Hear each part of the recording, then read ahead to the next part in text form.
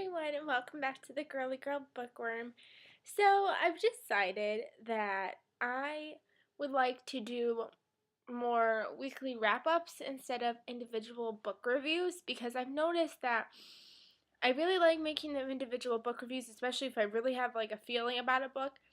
But at the same time, I get behind with posting because I'll finish a book and then I don't want to put back-to-back videos, which you've seen this week. I put like a review, and a review because I wasn't able to post like my Discovery of Witches video until like 3 days after I finished it because I wanted to like upload this video and that video first. So I've decided that weekly wrap-ups might be a lot easier, and that way you can keep track of what's going on rather than getting it like a week later.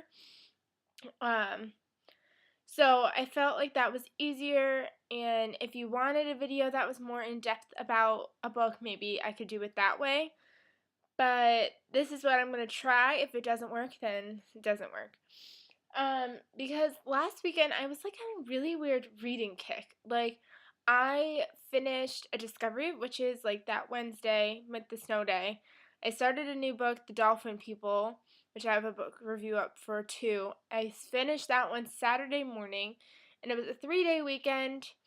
So I kind of went book psycho, and I read 3 books this whole, like, starting Sunday to like Friday, because today's Saturday. I've read 3 books, which is like not normal for me. The third book I took a lot slower. Like, the third book I started Monday night, and I took until Thursday to finish it. So it took longer for me to read that one because I wanted to like take longer, but literally I read like 2 books in like 2 days. It was like nuts. But so let's just get started. And the first book I read was Vixen by Jillian Larkin, and I love this cover. This is a trilogy as of right now. I don't know if any more are coming out. There's one called Ingenu, I think. It's like a really weird word. There's this one that's out, and there's Diva. And it follows 3 girls. It follows Gloria, who is like recently engaged, but she's trying to get like into like this flapper society. And then there's Clara, who she was already a flapper. She gets sent to Chicago to live with her cousins because they want her to get fixed and turn back into a prim and proper like lady. And then there is Lorraine's story, who they often call Rain, and she is like, everything is not going well for this girl. Like, the whole story, things just do not go her way. Like, it just doesn't. And it rotates between those 3 girls' perspectives. So, like, one chapter is Gloria's, one chapter is Lorraine's, one chapter is Clara's. And I really, really enjoyed this story. It takes place in the 20s, like I said, with the flappers. So, like, you really get transported to this land with speakeasies and gangsters and flappers and singing and, like, crazy stuff. And I really enjoyed this book.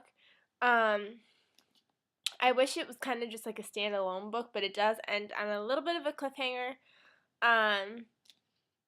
There was something else I wanted to say about this book, and I don't remember what it was. The stories are kind of like, they're not parallel stories, but they do build off of each other, so it's like you do see all 3 girls in each perspective. Like, you'll read about Gloria, but Gloria interacts with Clara. Gloria also interacts with Lorraine, and then you go into chapters. So you can see different points of view of almost like the same thing that's happening, kind of.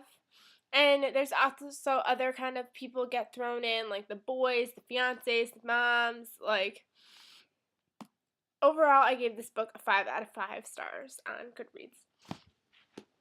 I'm finally reading good books. In case you haven't noticed, all 3 books, I think, in this weekly wrap-up, I'm pretty sure I gave 5 out of 5 stars. The second book I read was Ophelia by Lisa Klein, and I just hauled this book, and I told you that I had no idea what it was about, so I kind of went into it blindly, other than the fact that this was the Ophelia from Hamlet, and it kind of goes into her story, and I loved this book.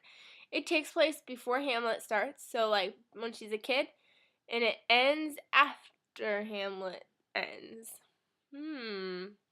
So there's lots of different, like, takes on this. Like, in the Hamlet, she's kind of crazy, and you find out why she's crazy.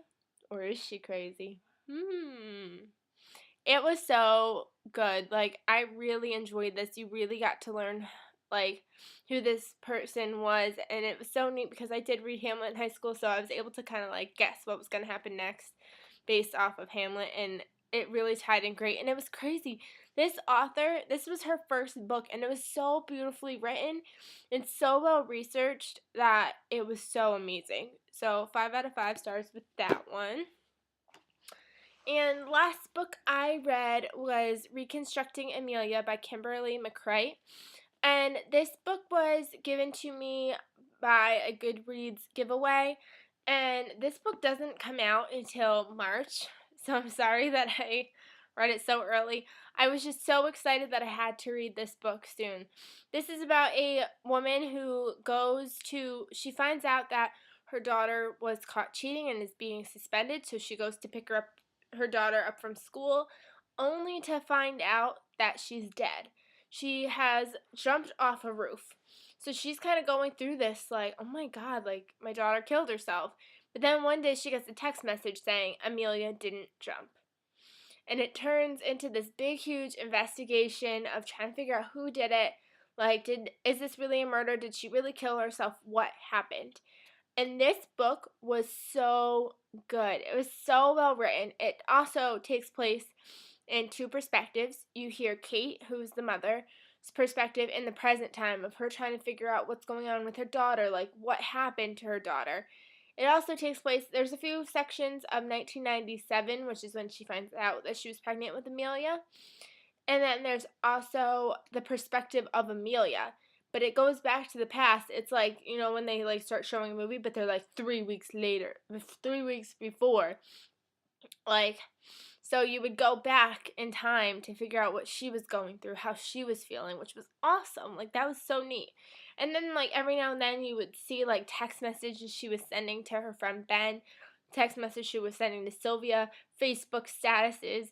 It was so neat. And, like, this book was this author's first book, too. And I was like, man, these authors are really good, especially for their first book ever. Like, I loved this book. I was so happy that I read this one. And that's it for the books I read, but really quickly because I only got one book in the mail today and I'm not going to the library. I told myself no. And I got one book in the mail, and that is Starting Now by Debbie Macomber. I never can pronounce her name. I absolutely love this author and I can never pronounce her name.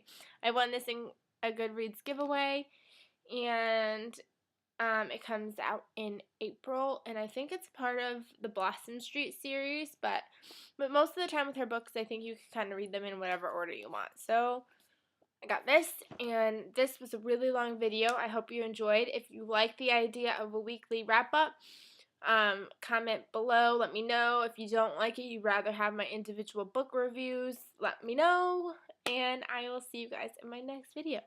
Bye, everyone.